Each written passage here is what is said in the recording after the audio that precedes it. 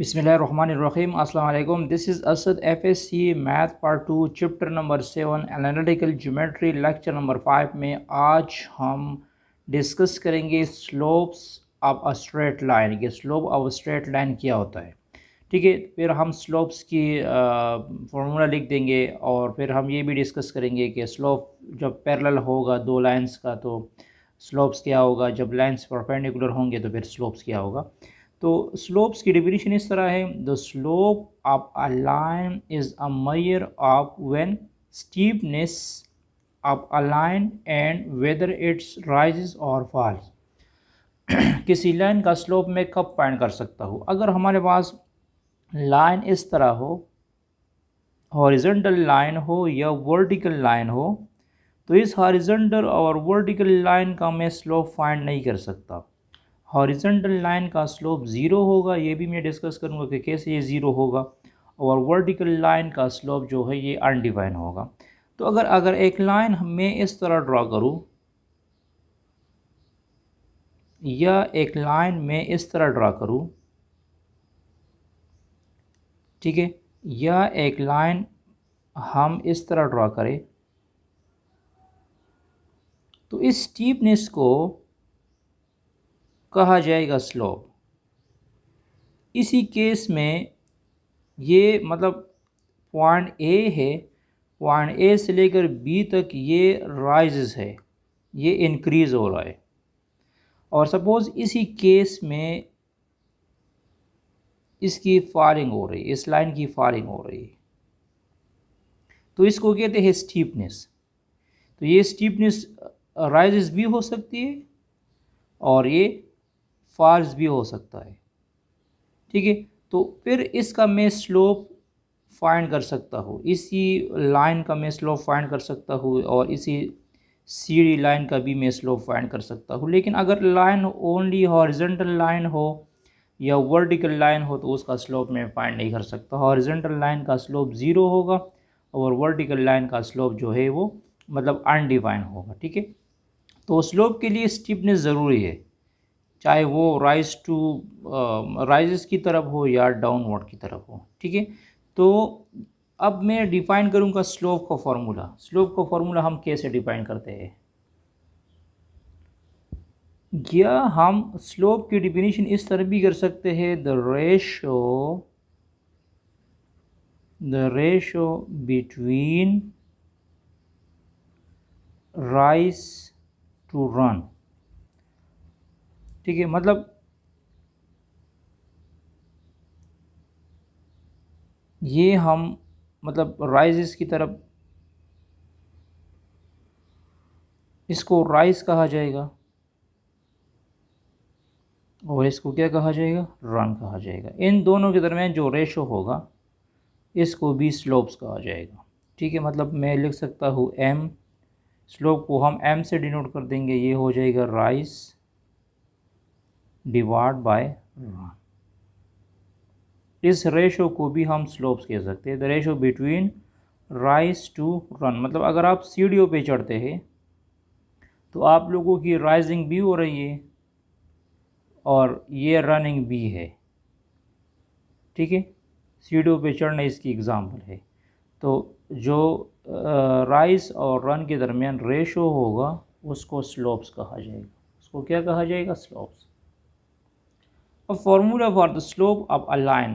Slope के लिए हम फार्मूला किस तरह लिखते हैं? जो स्लोप को फार्मूला होगा वो होगा हमारे पास m is equal to y2 minus y1 divide by x2 minus x1।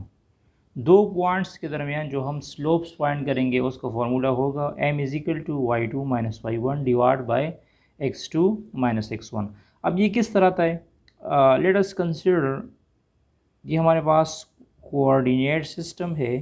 ठीक है, जब मैंने एक पॉइंट लिया, इसी पॉइंट्स को मैं कह दूंगा क्या, x1 y1। इसी पॉइंट्स को मैं कह दूंगा x1 y1। ठीक है, अब ये पॉइंट हॉरिजॉन्टली मैंने मूव किया यहाँ तक, तो हॉरिजॉन्टली देखिए, हॉरिजॉन्टली एक्स एक्सिस चेंज होगा लेकिन वाई एक्सिस चेंज नहीं होगा। तो ये वाला जो पॉइंट होगा इसको मैं कह दूंगा x2 y1।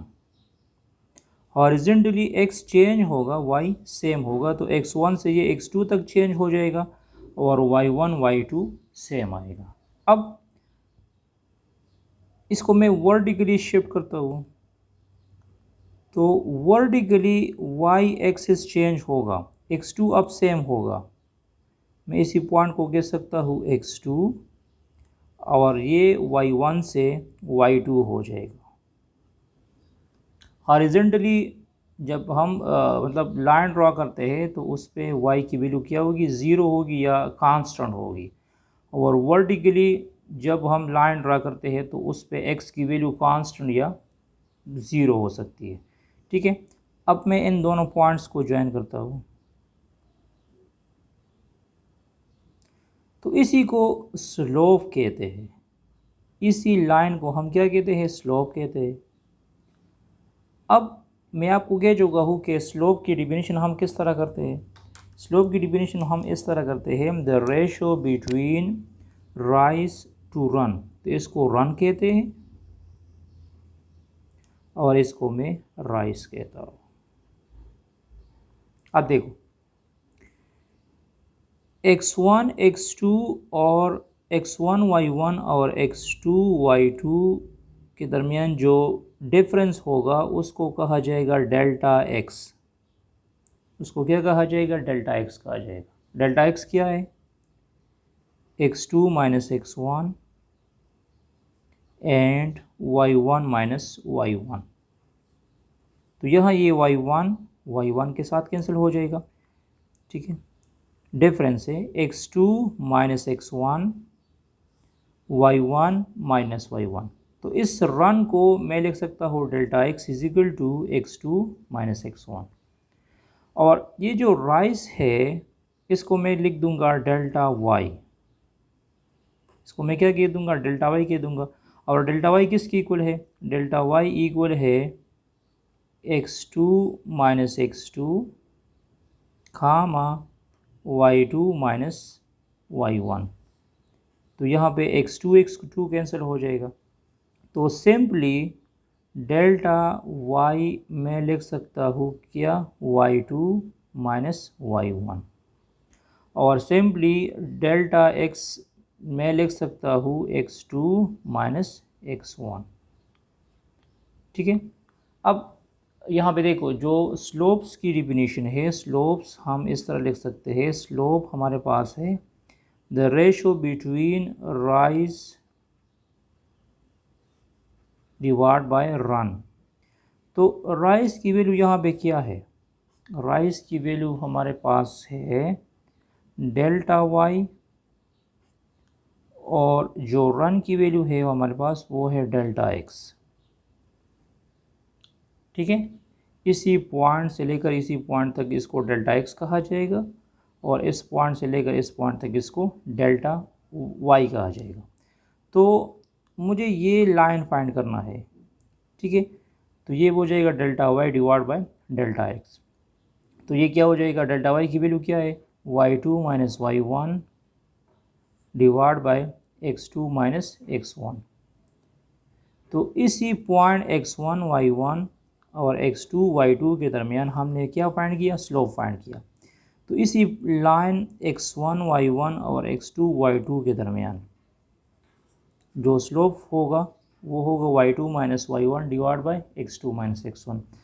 अगर आप लोग इस तरह क्लियर याद नहीं रख सकते तो फिर आप लोग ये भी देख सकते हैं कि ये हमारे पास एक राइट एंगल ट्राइंगल है।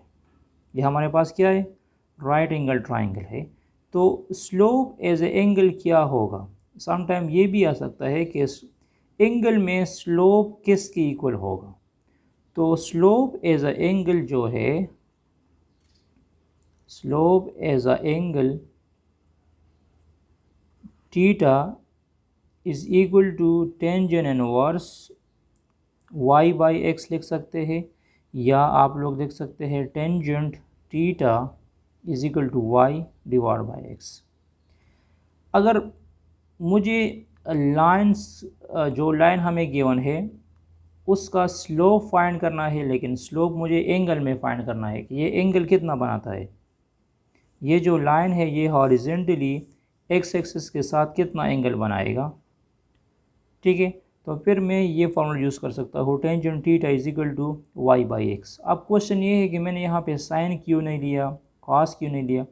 यहाँ पे देखो, जब मैं स्लोप फाइंड करूँगा ना तो हमें ये वाई एक्सिस पॉइंट गिवन होगा और ये एक्स एक्सिस पॉइंट गिवन होगा, तो इसको परपेंडिकुलर कहते हैं और इसको बेस कहते हैं। तो टेंजेंट थीटा किसकी इक्वल है, टेंजेंट थीटा इक्वल है परपेंडिकुलर डिवाइड बाय बेस। तो परपेंडिकुलर की वैल्यू क्या है, परपेंडिकुलर की वैल्यू वाई है और बेस की वैल्यू क्या है, एक्स है। तो टेंजेंट थीटा हो जाएगा वाई बाई एक्स। तो ये क्या है, टेंजेंट थीटा ये स्लोप का फॉर्मूला है एज ए एंगल। अगर मुझे एंगल फाइंड करना है किसी स्लोप का तो फिर मैं ये फार्मूला यूज़ कर सकता हूँ। ठीक है जी, अभी मैं बात करूँगा slopes of parallel and perpendicular line, क्योंकि ये भी आगे फिर टॉपिक में आएगा।